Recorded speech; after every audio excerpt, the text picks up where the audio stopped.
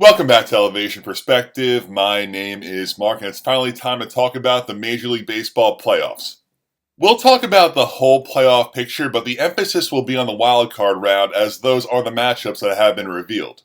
We will start in the AL. On the American League side, we have two divisional matchups. First, the 3-seed Cleveland Guardians taking on the 6-seed Detroit Tigers. This AL Central storyline has kind of been the story of baseball the last few weeks, with the Tigers blowing one of the biggest division leads of all time. The Tigers were fortunate enough to still make the playoffs as the final wildcard spot, with the Houston Astros and Texas Rangers pretty much losing every game down the stretch.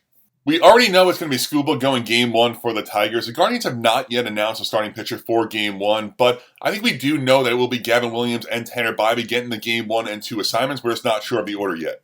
These matchups are very hard to analyze because it's the best of 3 series. The amount of randomness and luck that is involved here is tremendous. I think it is hard to pick against Cleveland right now with the miracle run they've been on, but it's really hard to pick against the team that has Tarik Skubal in a short series as well.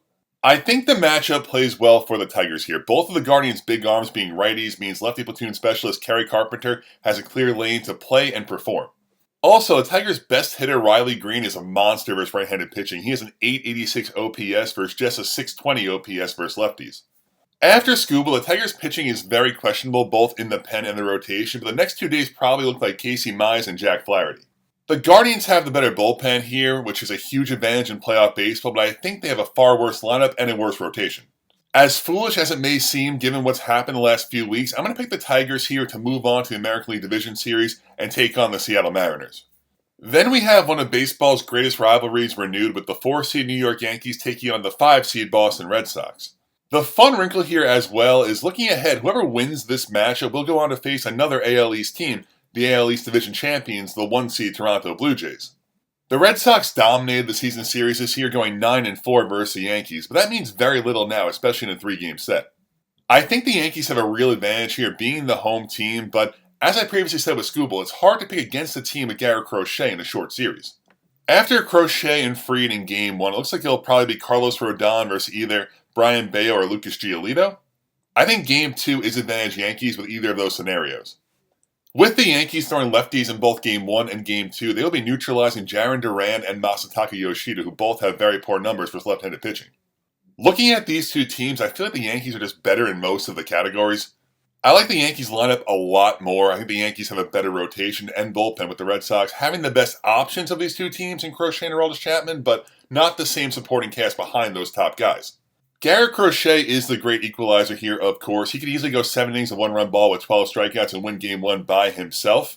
Still, though, even with the Garrett Crochet factor here, I'm going to take the Yankees. I feel like their roster is a lot more talented, and I think they will go on to face the Toronto Blue Jays in the division series. Over to the National League now. First, we have the 3-seed defending champion Los Angeles Dodgers taking on the 6-seed Cincinnati Reds. On paper, this series should not be particularly close. The talent disparity between these two teams is simply overwhelming.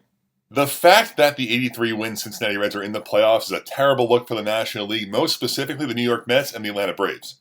My only real positive to say here on behalf of the Reds is Hunter Greene is amazing. He's the type of guy that can steal you Game 1 and make the Dodgers uncomfortable. But the Dodgers are just significantly better at basically every position. The Dodgers will deploy Blake Snell in Game 1 and Yoshinobu Yamamoto in Game 2. I think the Dodgers win this series in 2 games. Our second National League wildcard matchup is between the 4-seed Chicago Cubs and the 5-seed San Diego Padres. This one really feels like a toss-up to me. The Cubs being home does give them a slight edge here, but I think these two teams are incredibly similar from a talent perspective. The Cubs will be without their likely Rookie of the Year in Cade Horton for the wildcard round. That leaves them with Matt Boyd, who had a great season but did see his numbers take a hit down the stretch as his innings started to pile up. Shoto Imanaga, who's been solid but very susceptible to the long ball. And some other back-of-the-rotation depth options like Jameson Taillon and Colin Ray. The Padres will throw Nick Pivetta Game 1, who's had an amazing season in his first year in San Diego. After Pivetta, the Padres have to choose between Dylan Cease, who's very talented but has had a really hard time this year, Michael King, who's also very talented but has had a lot of different injury problems this season, and veteran starter Yu Darvish, who they probably don't want to start a playoff game in 2025. I like the Padres' rotation here more, even with the concerns of King and Cease. I'm less worried about their cast than the Cubs. I like the Cubs lineup significantly better here, though. It's pretty deep top to bottom. The Padres have their stars in Tatis and Machado, but I feel like they also have a lot of outs or guys you're just not very afraid of in the box. The bullpen battle goes to the Padres hands down. Of course, after adding Mason Miller at the trade deadline, they have the best bullpen in all of baseball. With all that being said, I'm going to take the Cubs to win the series. I think their lineup being so solid and so deep will wear out the Padres staff. Nick Pivetta has had a great season, but he does have pretty big home road splits. At home, he's a 2.36 ERA, and on the road, a 3.55 ERA. I can't really see Nick Pivetta dominating a playoff game on the road versus a good lineup. If the starting pitching on the Cubs side is at least competitive and gives the lineup a chance to do their thing, I feel like the Cubs will win this series. That's our preview and predictions for the wild card round. To recap, I'm taking the Tigers to beat the Guardians, the Yankees to beat the Red Sox, the Dodgers to beat the Reds, and the Cubs to beat the Padres. I will come back on Thursday to see how the predictions went and preview the division series. If you like this video, please hit subscribe. Thank you so much for watching and have a great day.